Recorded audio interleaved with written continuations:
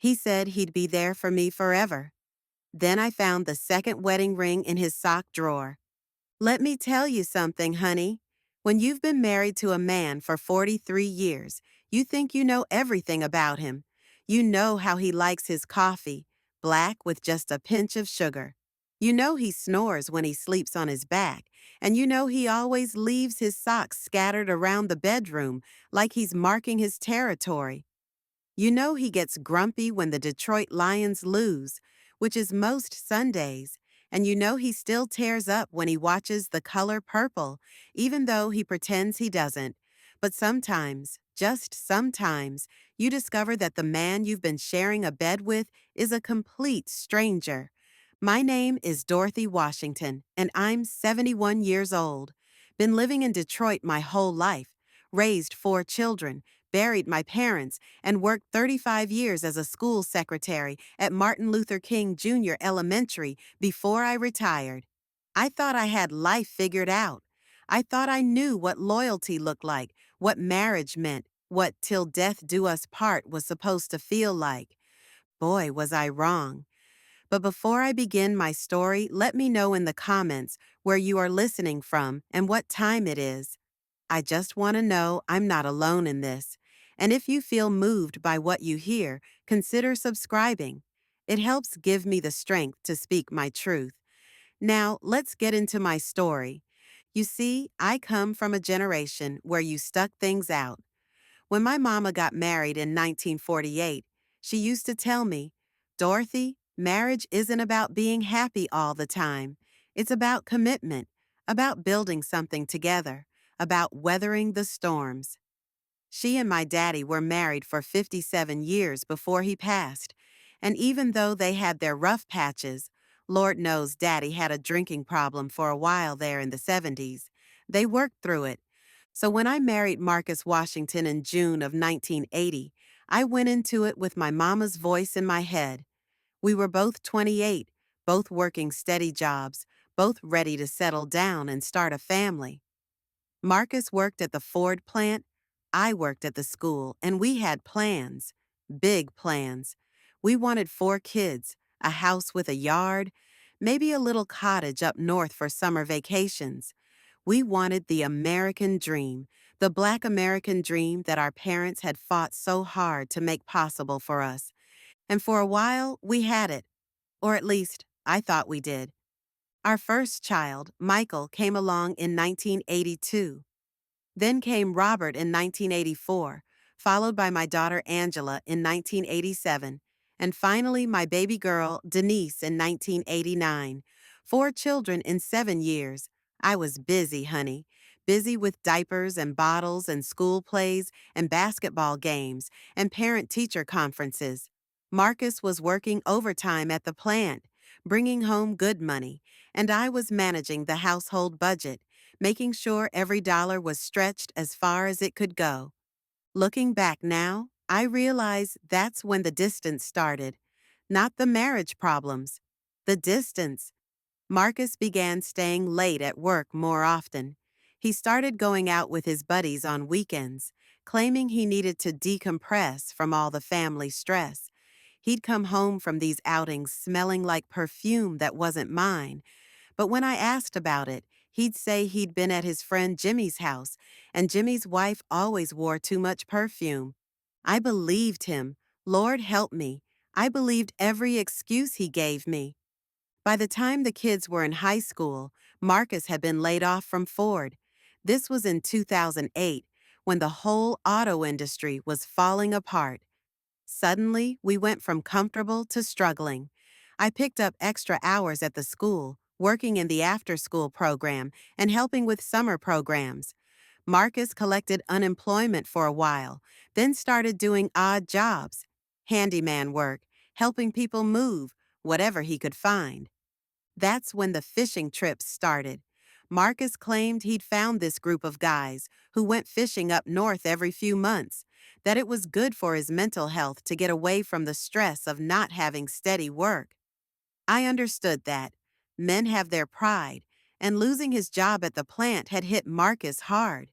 If spending a weekend on a lake helped him cope, I wasn't going to complain. The kids all graduated and moved out between 2006 and 2011. Michael became an electrician and moved to Atlanta. Robert joined the Army and got stationed in Texas. Angela became a nurse and stayed in Detroit but bought her own place across town. And Denise, my baby, went to law school at Wayne State and got her own apartment near campus. Suddenly, it was just me and Marcus in that big house, and I started noticing things I'd been too busy to see before. How he'd gotten secretive about his phone calls, how he'd started dressing better when he went out with his fishing buddies, how he'd begun working out and buying new cologne. At 68 years old, Marcus was having what I assumed was a midlife crisis 20 years late. Maybe he's just trying to feel young again, Angela said when I mentioned it to her. Daddy's always been vain about his appearance. Men go through changes too, Mama, Denise added. Maybe he's just figuring out who he is now, that he's not working, and we're all grown up. My children meant well, but they were living their own lives, building their own families. They didn't see what I saw every day. The way Marcus would smile at his phone when he got certain text messages, or how he'd suddenly developed an interest in cooking shows and home improvement programs, things he'd never cared about before. I started paying closer attention to the little things, the way he'd shower and change clothes before going to meet his fishing buddies, the way he'd come back from these trips with no fish but plenty of stories about the ones that got away, the way he'd started buying gifts for people I'd never met, a bottle of wine for Jimmy's wife, a birthday present for one of the guy's daughters. But I still didn't suspect what was really happening. I thought maybe he was having an affair, but I figured it was some woman from a bar, or maybe someone he'd met through his handyman work. I never imagined the scope of his deception. It all started on a Tuesday morning in March. Nothing special about that day. Just another dreary Michigan morning with dirty snow piling up in the corners of our front yard. My husband Marcus had left early for what he said was a business meeting downtown. He'd been having a lot of those lately, which seemed odd for a man who'd been retired from the auto plant for 8 years. But Marcus always was ambitious, always talking about consulting work and opportunities. I figured he was just trying to stay busy, keep his mind sharp. I was doing laundry that morning, something I'd done thousands of times before. Marcus always insisted on washing his own socks and underwear, said it was a man's responsibility to handle his own delicates. Looking back, I should have found that suspicious. But after 4 decades of marriage, you stop questioning the little quirks. You just accept that your husband has his ways. But that Tuesday, Marcus had rushed out so fast he'd forgotten to grab his laundry basket. So I thought I'd be helpful. I thought I'd surprise him by taking care of it myself. Such a simple gesture, such a devastating mistake. I opened his sock drawer to grab the dirty ones at the bottom, and there it was, tucked behind a rolled-up pair of wool socks I'd bought him for Christmas 3 years ago. A small velvet box, the kind that holds jewelry. My heart did a little flutter. Maybe Marcus was planning something romantic for our anniversary coming up in June. Maybe after all these years, he still had surprises left in him. I opened that box with a smile on my face, expecting to see some sweet little pendant or maybe earrings he'd picked out for me. Instead, I found a wedding ring, a gold band, simple and elegant, with an inscription inside. To my beloved Sarah, forever yours, Marcus, June 15th, 2019. June 15th, 2019, 4 years ago. The same day Marcus told me he was going on that week-long fishing trip with his old work buddies to Lake Huron. The same trip where he said the cell phone service was terrible, and that's why I couldn't reach him. The same trip where he came back with a tan, but no fish stories, claiming they'd had terrible luck. I stood there in our bedroom, holding evidence of my husband's secret life, and I felt something inside me crack. Not break, crack. like a windshield that's been hit by a rock, still intact, still functional, but forever changed. Sarah. Who was Sarah? I sat on the edge of our bed, the bed where we'd conceived our 4 children, where we'd comforted each other through my mother's death and his father's stroke, where we'd whispered dreams and fears for over 4 decades, and I tried to make sense of what I was holding. My hands were shaking, but my mind was surprisingly clear. This wasn't some affair trinket or a gift for a mistress. This was a wedding ring. This was proof that Marcus had married another woman while married to me. This was bigamy. This was a federal crime. I carefully photographed the ring from every angle with my phone, including close-ups of the inscription. Then I put it back exactly where I'd found it, folded the socks around it the same way, and closed the drawer. For the rest of that day, I moved through my normal routine like I was on autopilot. I finished the laundry. I made dinner. When Marcus came home at 6:30, I greeted him with the same kiss on the cheek I'd been giving him for 43 years. I asked about his day, listened to his vague answers about meetings and possibilities, and served him pot roast with mashed potatoes just like I'd done thousands of times before. But everything was different now. I was different now. That night, while Marcus snored beside me, I lay awake staring at the ceiling and thinking, not crying, thinking. You see, when you've lived as long as I have, when you've raised 4 children mostly by yourself because your husband was always working late or helping a friend, you develop a certain practical approach to crisis. You don't waste time on hysterics. You gather information. You make plans. You protect yourself. The next morning, after Marcus left for another mysterious meeting, I started my investigation. I began with his computer, an old desktop he kept in the basement den. Marcus wasn't particularly tech-savvy, and his password was still the same one he'd used for years, Motown 1965, the year we graduated high school. What I found in his browsing history made my stomach turn. Hotel reservations in cities I'd never been to, flight bookings for trips I'd never taken, restaurant receipts from places I'd never eaten, and most damning of all, a saved email from a wedding venue in Traverse City, confirming arrangements for a ceremony on June 15, 2019, for Marcus Washington and Sarah Chen. Sarah Chen, now I had a last name. A little more digging revealed Sarah's Facebook profile. She was 58, a real estate agent in Traverse City, divorced with 2 grown children. Her profile was full of pictures of her and my husband at restaurants, at the beach, at family gatherings with her kids and grandchildren, pictures dating back 5 years. In every photo, Marcus looked relaxed and happy in a way I hadn't seen in decades. In several of them, he was wearing the ring I'd found in his sock drawer. But here's what really got to me.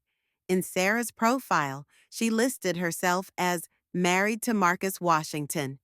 She had photos from their wedding day, a small ceremony on a beach with maybe 20 people in attendance. She wore a simple white dress. Marcus wore the blue suit I'd helped him pick out the year before, the one he claimed he needed for job interviews. This woman wasn't his secret mistress. As far as she knew, she was his wife, his only wife. I printed everything, every photo, every email, every receipt. I organized it all in a folder and put it in my safety deposit box at the credit union. Then I called my daughter Denise. Denise is my youngest, and she's always been the sharpest of my children. Got her law degree from Wayne State, works for the city attorney's office, doesn't take nonsense from anybody. If anyone could help me figure out what to do next, it would be Denise. Mama, she said when I finished explaining the situation, this is serious. This isn't just adultery. This is fraud. He's been living a double life, probably filing joint tax returns with both of you, maybe collecting benefits he's not entitled to. You need a good attorney, and you need one now. I can't afford an attorney, baby. You know our finances. Actually, Mama, you might be surprised about that. If Daddy's been married to two people, there are going to be financial irregularities, property that should be yours, accounts he's been hiding, benefits he's been claiming illegally. A good attorney will take this case on contingency because the recovery potential is significant. Denise recommended a colleague of hers, Patricia Williams, who specialized in fraud cases involving marriage and family law. I met with Patricia the following week, bringing my folder of evidence. Patricia was a small woman with silver hair and sharp eyes, probably around my age. She listened to my story without interruption, occasionally making notes, nodding when I showed her the photos and documents. Mrs. Washington, she said when I finished, your husband has committed bigamy, which is a felony in Michigan. But more importantly, for our purposes, he's also committed marriage fraud, tax fraud, and possibly benefit fraud. We need to have a forensic accountant examine your financial records to see exactly how much money has been diverted from your legitimate marriage. What do you mean? Well, for instance, is he claiming to be single on tax returns filed with the second wife? Is he collecting Social Security benefits based on a marriage that's illegal? Has he opened accounts or made investments with her that should legally belong to you as his first and only legal wife? Has he been using marital assets to support this second household? Over the next 3 weeks, Patricia's team uncovered a financial betrayal that was almost as shocking as the emotional one. Marcus had been systematically draining our joint accounts for years to fund his life with Sarah. The business meetings and consulting work were actually his job as a part-time handyman, work he'd been doing to earn cash that he never reported to me or the IRS. He'd opened a credit card in both his name and Sarah's, running up $47,000 in debt that was technically also my responsibility as his legal wife. Most shocking of all, he'd been claiming to be unmarried on tax returns filed jointly with Sarah, while also filing separately from me, telling me that it was better for our tax situation. This meant that all the refunds I thought we'd been missing out on were actually going to his second household. But Patricia's investigation revealed even more disturbing details. Marcus had been using our joint credit cards to buy gifts for Sarah and her family: a $3,000 bracelet for her birthday, a $1,500 weekend trip to Chicago for her daughter's graduation, furniture for the apartment they were planning to move into together, even groceries for dinner parties at Sarah's house, where he played the role of devoted husband to her friends and family. Mrs. Washington, Patricia said during one of our meetings, your husband has stolen approximately $240,000 from you over the past 5 years, money that should have gone to your household, your retirement, your security, and that's just what we can prove with documentation. The forensic accountant Patricia had hired, a sharp young woman named Jennifer Chen, no relation to Sarah, just an unfortunate coincidence, had traced every transaction, every hidden account, every diverted dollar. She showed me spreadsheets that made my head spin, charts showing how our retirement savings had been slowly drained while Marcus's secret accounts had grown fat. Look at this pattern, Jennifer explained, pointing to her computer screen. Every time you received a Social Security deposit or pension payment, within 3 days there would be a large withdrawal or transfer. Your husband was systematically stealing your retirement income to fund his double life. But the most infuriating discovery was what Marcus had done with my grandmother's jewelry. After Grandma Rose died in 2016, she left me her wedding ring, a beautiful diamond set that had been in our family for 3 generations. I'd kept it in our bedroom safe, planning to pass it down to one of my daughters someday. The jewelry was gone. Marcus had taken it out of the safe and sold it to a pawn shop in Traverse City for $8,000. According to the pawn shop records, he told them it belonged to his late wife and he needed to sell it for funeral expenses. His late wife, that's what he'd called me, to a stranger for money, while I was sitting at home cooking his dinner and washing his clothes. What can we do about it? I asked Patricia when she showed me the pawn shop receipt. We're going to get it all back, plus damages. The jewelry, the money, your peace of mind. But first, we need to document everything he's been doing.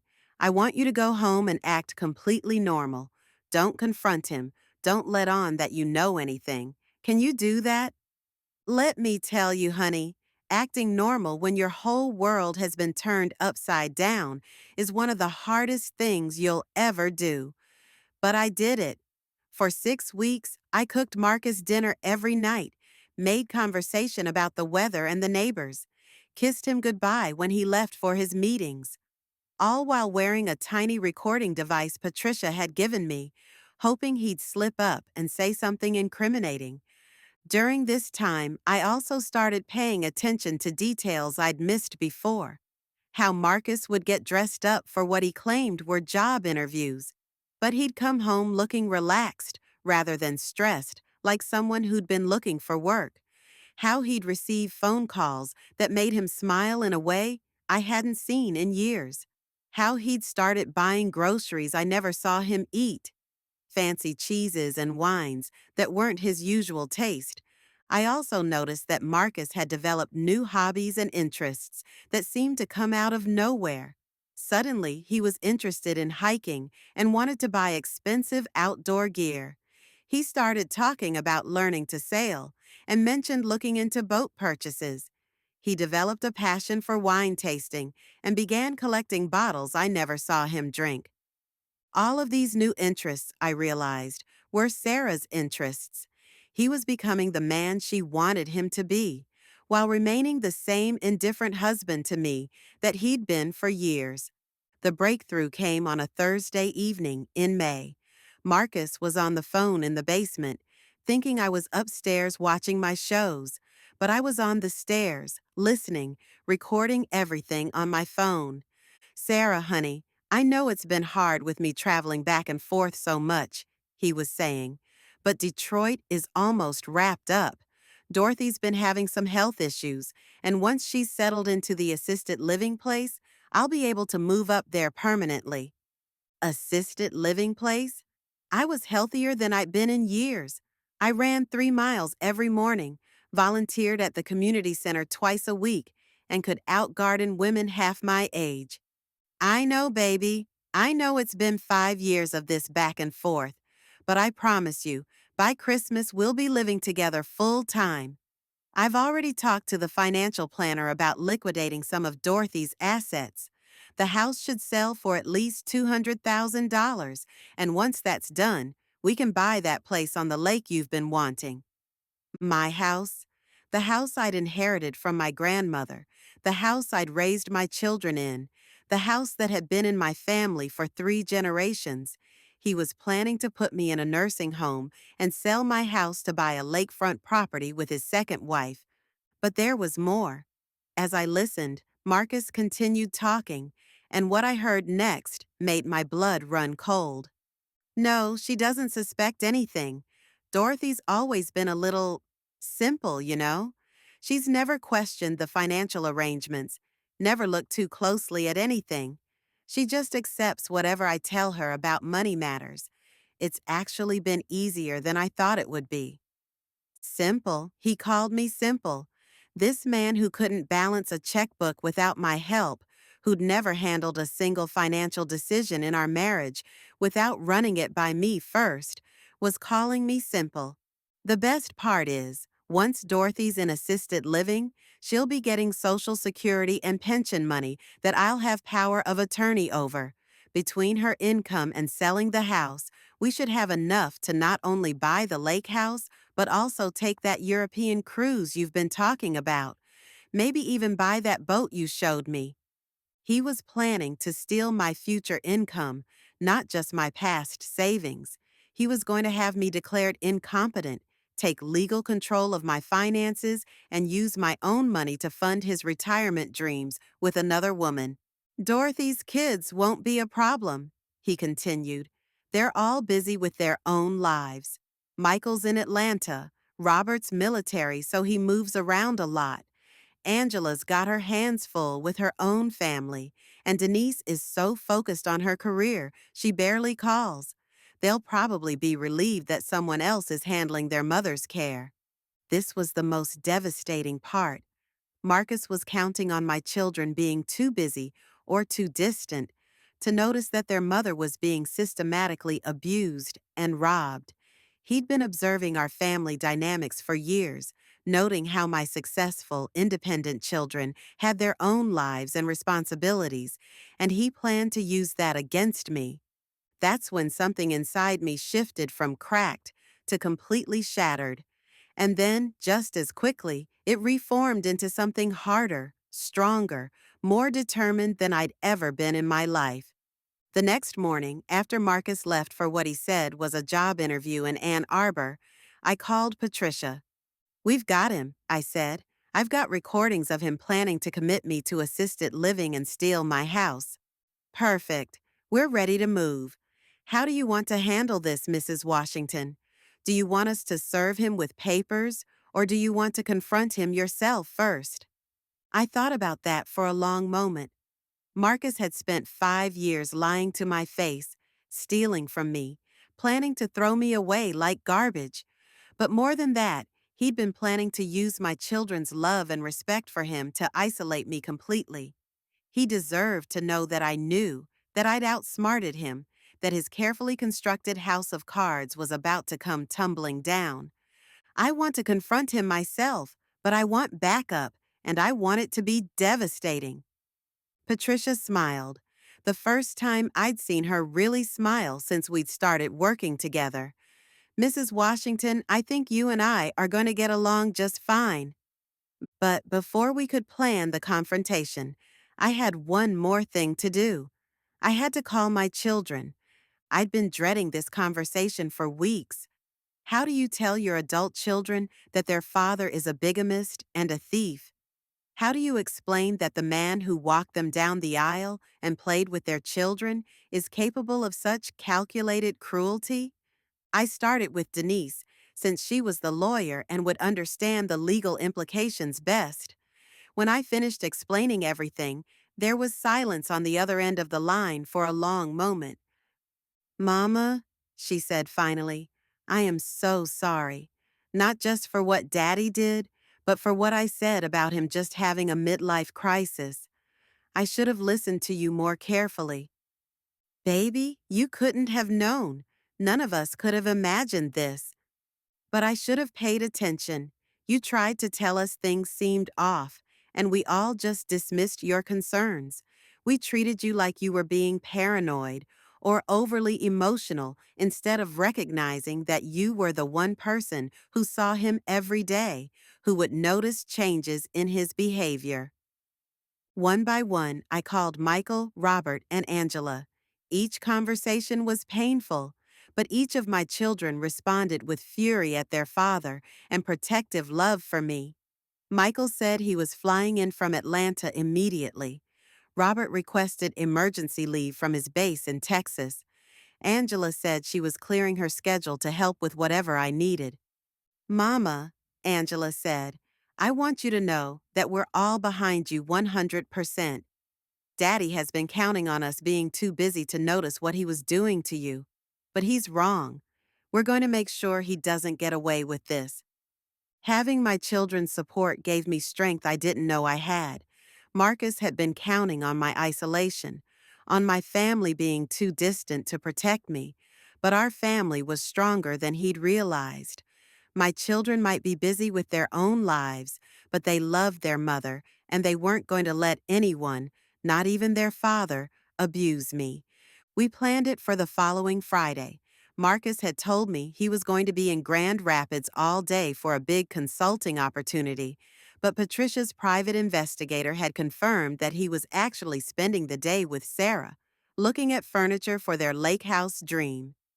At 3 o'clock that afternoon, Marcus came through our front door with a big smile on his face, carrying flowers and a bottle of wine. Dorothy, honey, I've got great news. That consulting deal came through. We're going to be just fine financially. I thought we could celebrate. I was sitting in my favorite armchair, the blue recliner I'd bought myself for my 60th birthday. On the coffee table in front of me were printed copies of every piece of evidence Patricia and I had gathered. The photos from Sarah's Facebook, the hotel receipts, the tax returns, the recorded conversations, and right in the center, the photograph of that wedding ring. "Sit down, Marcus," I said quietly. Something in my voice must have warned him, because his face went from happy to cautious in about 2 seconds. "Dorothy? What's wrong, honey? You look upset." "I am upset, Marcus. I'm upset that my husband of 43 years has been lying to me for 5 years. I'm upset that he married another woman while he was married to me. I'm upset that he's been stealing money from our household to support his second family. But mostly, I'm upset that he thought I was stupid enough never to figure it out." Marcus went pale. He set down the flowers and wine and sank into the couch across from me, like his legs had given out. "Dorothy, I can explain." "Explain what, Marcus?" "Explain how you married Sarah Chen on June 15th, 2019, while you were still married to me. Explain how you've been filing joint tax returns with her while telling me we needed to file separately. Explain how you've stolen $180,000 from our marriage to support your life with her." I picked up the photo of the wedding ring and held it up so he could see it. "Or maybe you'd like to explain why you're planning to put me in assisted living and sell my grandmother's house to buy a lake house with your bigamist wife." Marcus stared at me like I'd grown a second head. "How did you? How did I find out?" "Marcus, I'm 71 years old, not dead. I've been investigating you for 2 months. I have copies of everything. I have recordings of your conversations. I have a forensic accountant's report on every penny you've stolen from me. And I have a very good attorney who's already filed criminal charges against you with the district attorney's office." "Criminal charges? Bigamy is a felony, Marcus. Marriage fraud is a federal crime. Tax fraud carries prison time. You didn't just cheat on me. You committed crimes against me." Marcus put his head in his hands. For a moment, I almost felt sorry for him. Almost. Then I remembered all those nights I'd lain awake wondering why he seemed so distant. All those times I'd blamed myself for not being interesting enough, attractive enough, good enough to hold my husband's attention. "What do you want, Dorothy?" he said finally. "I want justice, Marcus, and I want what's mine." That's when Patricia knocked on the front door, right on schedule. "That would be my attorney," I said, getting up to let her in, "along with the sheriff's deputy who's here to serve you with papers." The next hour was a blur of legal documents and official procedures. Marcus was served with divorce papers, criminal charges, and a restraining order requiring him to stay away from our house and our joint accounts. Patricia had also arranged for the locks to be changed and for Marcus's belongings to be packed and waiting for him on the front porch. "Mrs. Washington has been very generous," Patricia explained to Marcus as the deputy stood by. "She's allowing you to take your personal belongings, your tools, and your truck. Everything else, the house, the joint accounts, the investments, your pension benefits, will be sorted out in court." "You can't do this," Marcus said, but his voice was weak, defeated. "Actually, I can," I replied. "This is my grandmother's house, Marcus. It was never yours. I just let you live here, and now I'm telling you to leave." As Marcus loaded his boxes into his truck, Patricia handed me a folder. "What's this?" "Copies of everything we're filing on your behalf. Criminal charges for bigamy and fraud. civil suit for recovery of stolen marital assets, and a lawsuit against Sarah Chen for unjust enrichment. She's going to have to pay back every penny Marcus spent on her with money that belonged to you. What about the house they were planning to buy? Already frozen by court order. They can't make any major purchases or transfers until this is resolved. I watched through my living room window as Marcus drove away from the house where he'd lived for 43 years. I expected to feel sad or angry or something dramatic. Instead, I felt relief, like I'd been holding my breath for years and could finally exhale. The next few months were a whirlwind of court dates, depositions, and legal proceedings. Marcus hired his own attorney and tried to claim that his marriage to Sarah was the result of mental confusion and that he deserved half of everything we'd built together. But Patricia had done her homework too well. The evidence was overwhelming. Sarah, it turned out, had no idea Marcus was already married. When Patricia's investigator contacted her, she was devastated. She'd genuinely believed she was Marcus's wife, had filed taxes as a married woman, had introduced him to her family as her husband. She was as much a victim of Marcus's lies as I was, just in a different way. Sarah actually became an ally in our case against Marcus. She provided additional evidence of his deception and testified about the money he'd spent on their lifestyle. She also agreed to pay back half of what Marcus had stolen from me, even though legally she might not have been required to. The criminal case was resolved first. Marcus pled guilty to bigamy and tax fraud in exchange for a suspended sentence and 5 years probation. The judge made it clear that any violation of his probation would result in immediate jail time. The civil case took longer, but the outcome was everything Patricia had promised. Marcus was ordered to pay me $320,000 in restitution, the original $240,000 he'd stolen, plus interest and punitive damages. His pension benefits were redirected to me. The court also awarded me attorney's fees and court costs. Sarah and I began corresponding regularly. At first, our letters focused on the practical aspects of untangling our shared victimization, helping each other understand what Marcus had told each of us, comparing notes about his lies and manipulations. But gradually, our correspondence became something more meaningful. Sarah told me about her life before Marcus, how she'd been married for 25 years to a man who died of cancer, how she'd raised 2 children as a single mother while building her real estate career. She described how lonely she'd been, how Marcus had seemed like a gift from heaven, a kind, stable man who wanted to build a life with her. I should have questioned why he never wanted me to visit Detroit, she wrote in one letter. He always said it was because the city held too many painful memories, that he preferred to focus on our future rather than his past. It seemed romantic at the time, but now I realize it was just another lie. I told Sarah about my life too, about raising 4 children, about the years of gradually growing apart from Marcus, about how I'd blamed myself for not being interesting enough to hold his attention. I described the slow erosion of my confidence, the way I'd started doubting my own perceptions about his behavior. The cruelest part, I wrote to her, wasn't just that he betrayed both of us. It was that he made each of us feel like we weren't enough. He made you think you had to compete with his painful past, and he made me think I had to accept his indifference because I was getting older and less attractive. He used our insecurities against us. Through our correspondence, both Sarah and I began to see that Marcus hadn't just committed bigamy. He'd committed a form of psychological warfare against 2 women who deserved better.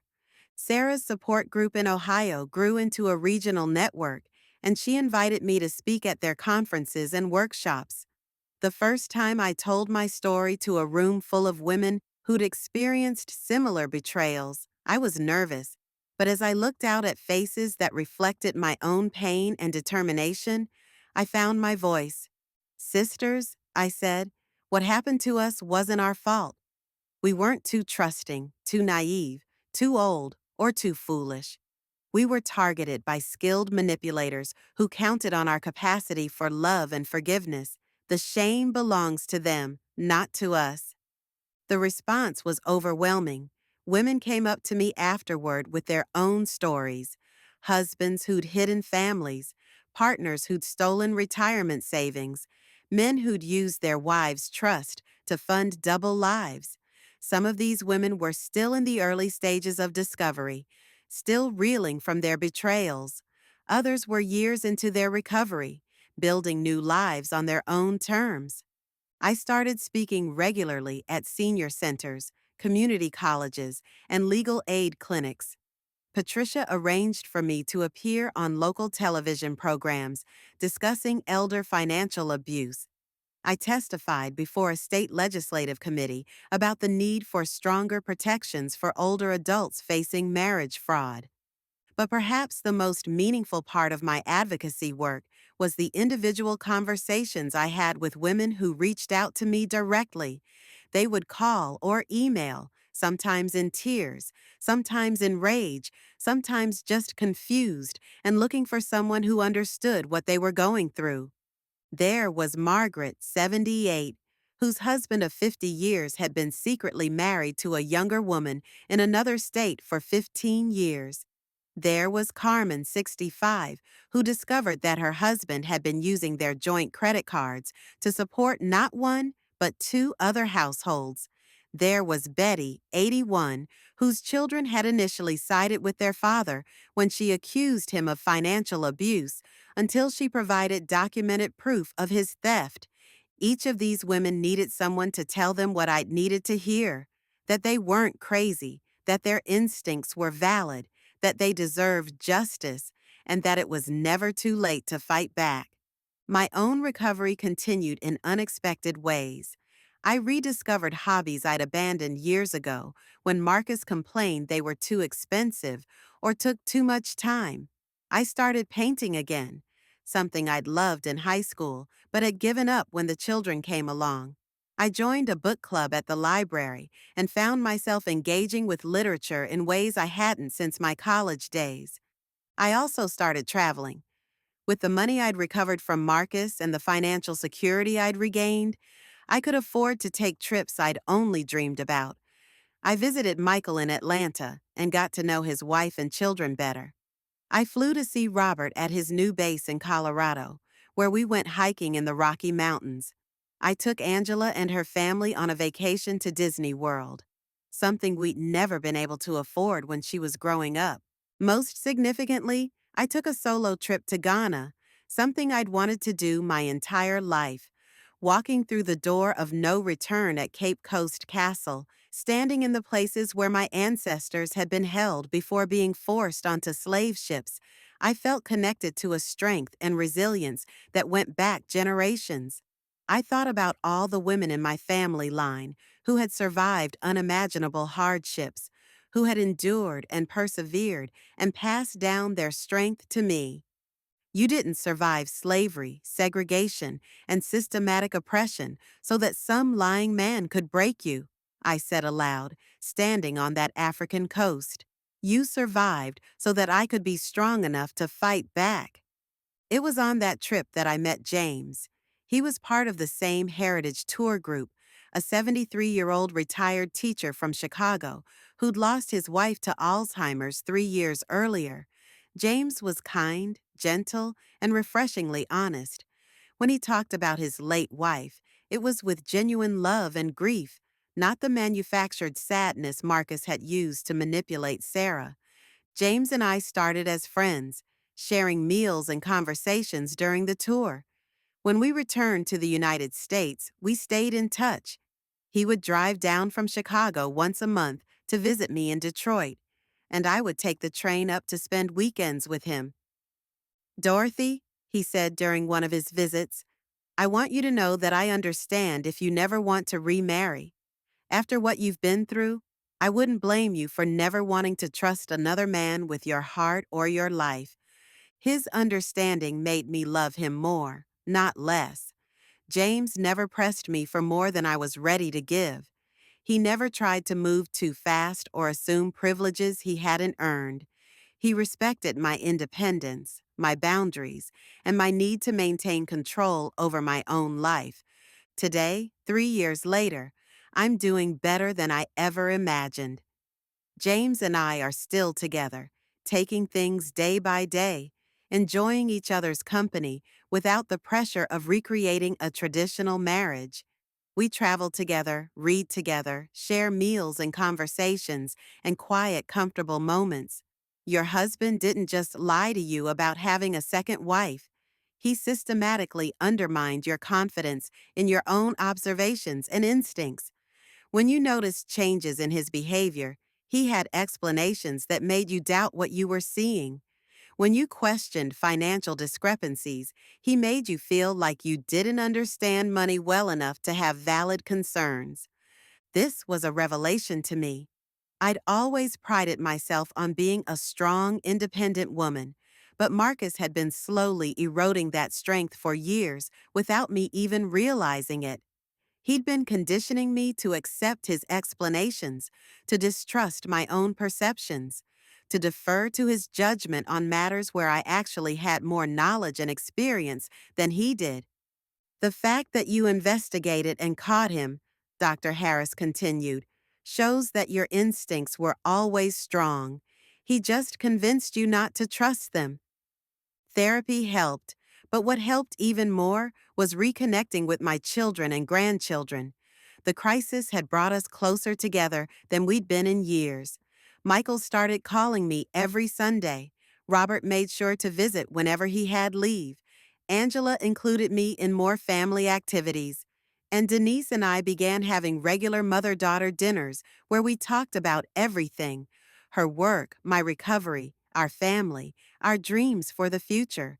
My grandchildren, too young to understand the full scope of what had happened, just knew that Grandma had been sad and now she was getting stronger.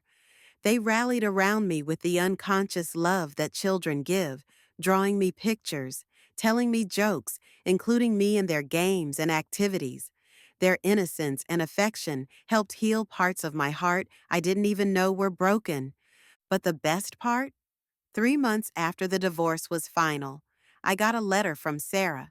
She'd moved back to her hometown in Ohio to be closer to her children, and she'd started a support group for women who'd been victims of marriage fraud.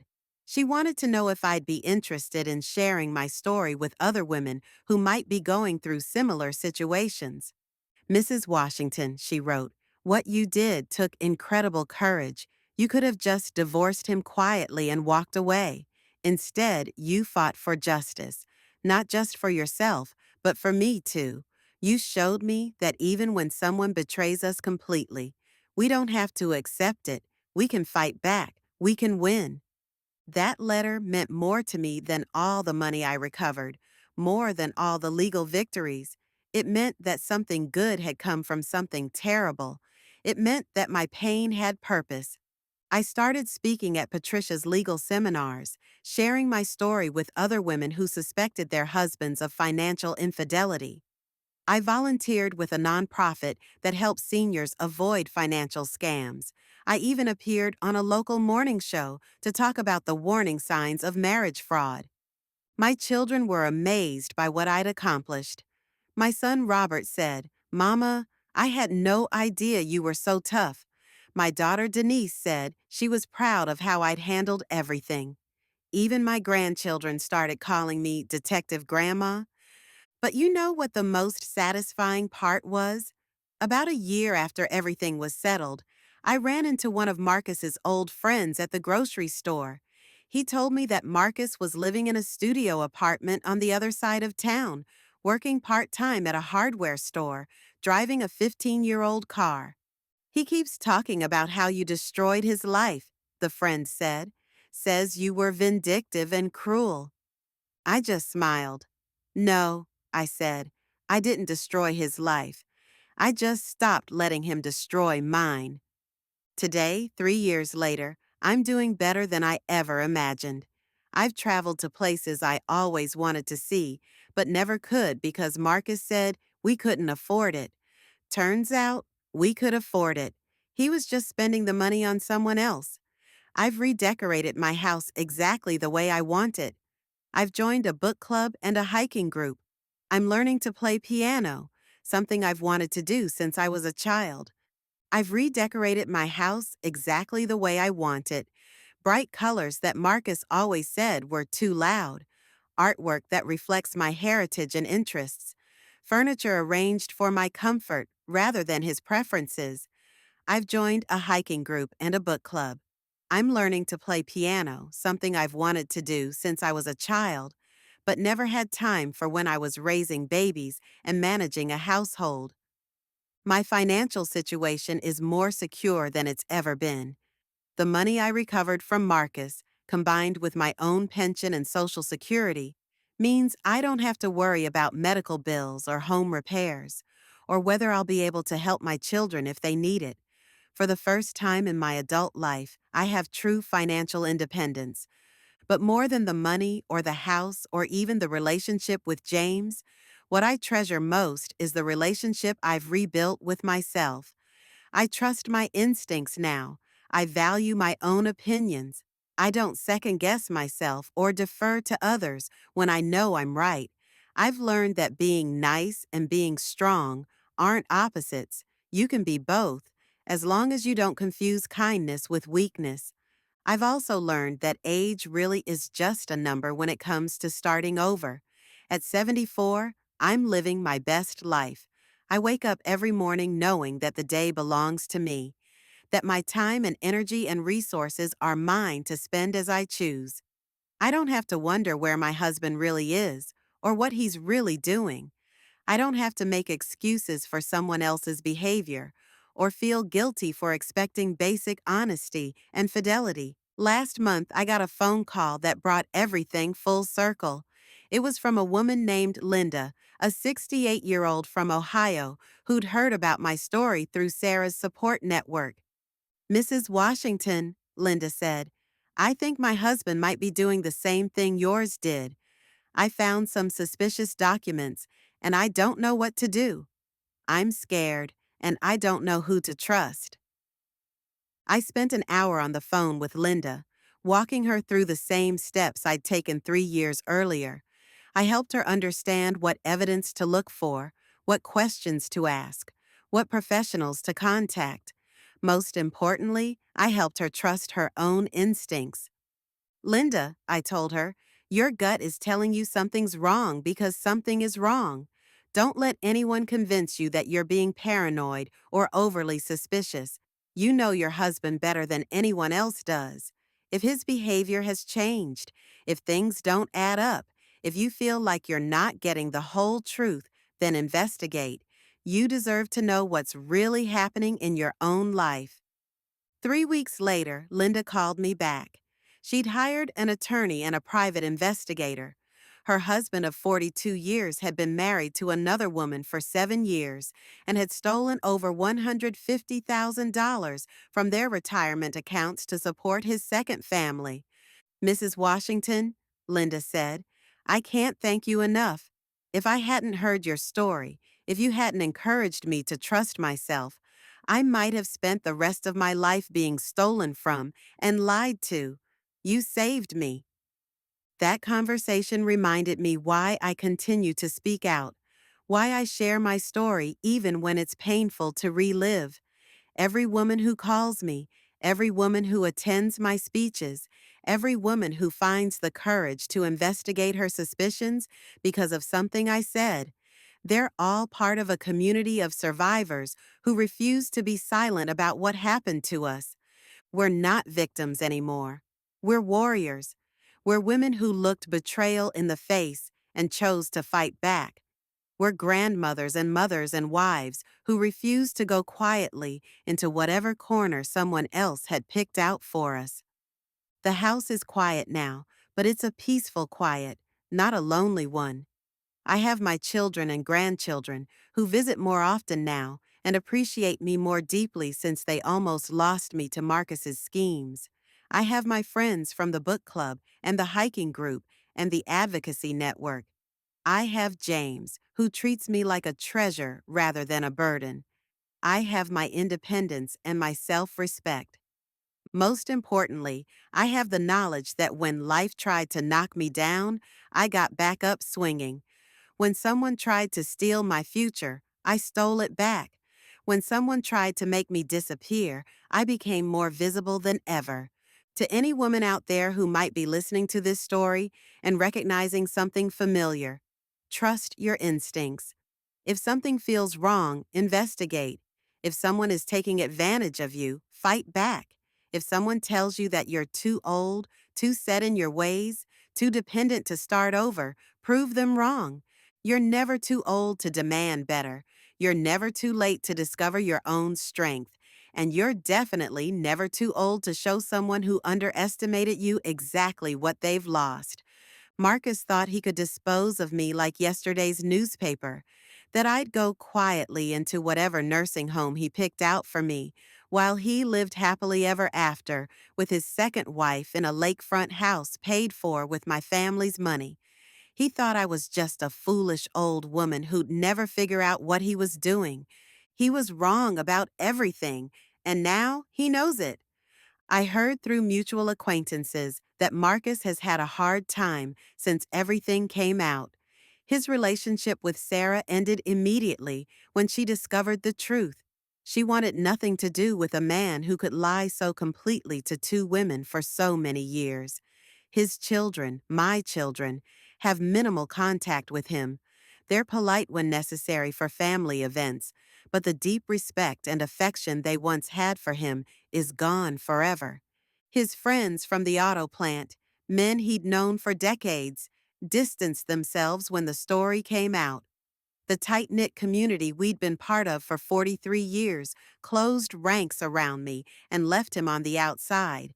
His reputation in our neighborhood, his standing in our church, his place in our social circle, all of it gone. Marcus is 71 years old now, living alone in a small apartment, working part-time to pay his court-ordered restitution, driving a 15-year-old car. He destroyed 2 marriages, betrayed 2 families, and lost everything he'd worked for in pursuit of a fantasy life that was built on lies. Sometimes people ask me if I feel sorry for him, if I ever regret pursuing justice so aggressively. The answer is no. Marcus made calculated choices over a period of years. He didn't make a mistake. He executed a plan. He stole money, committed crimes, and planned to abandon me when I became inconvenient. The consequences he's facing are the direct result of his own actions. I don't take pleasure in his suffering, but I don't feel responsible for it either. Marcus created his own fate when he decided that 2 women's lives and hearts and financial security were worth less than his selfish desires. As for that wedding ring I found in his sock drawer, Patricia had it entered into evidence during the trial. After everything was settled, the court returned it to me. I had it melted down and made into a pendant, a small golden circle that I wear around my neck as a reminder of my own strength. Because sometimes the things that break us are exactly what we need to discover who we really are. And honey, I discovered that Dorothy Washington is nobody's fool. Not anymore. This story isn't just about catching a cheating husband or winning a legal battle. It's about a 71-year-old Black woman who refused to be thrown away. It's about the power of trusting yourself even when everyone around you is telling you to ignore your instincts. It's about the strength that comes from community, from children who rally around their mother, from strangers who become sisters in struggle, from professionals who believe in justice. It's about the fact that your life is never over until you say it's over, that you're never too old to start fresh, never too set in your ways to change course, never too late to fight for what you deserve. Most of all, it's about the truth that Marcus tried so hard to hide from both Sarah and me. We were enough. We were always enough. We deserved honesty, fidelity, respect, and love. We deserved partners who saw us as treasures to cherish, not problems to solve or obstacles to overcome. I'm 74 years old now, and I'm just getting started. I have books to read, places to travel, grandchildren to spoil, and justice to pursue for other women who need someone in their corner. I have a life to live on my own terms, with my own choices, for my own happiness. And every morning when I wake up in my grandmother's house, in my own bed, surrounded by my own things, making my own decisions about my own day, I remember the most important lesson this whole experience taught me. Nobody gets to write the ending to your story except you. Marcus thought he was writing my ending. Lonely, confused, warehoused in some nursing home while he lived out his dreams with someone else's money. But he was wrong. He was never the author of my life, just a character in one chapter. And now that chapter is closed. The new chapter? Well, honey, that one's going to be beautiful because now I know exactly who's holding the pen.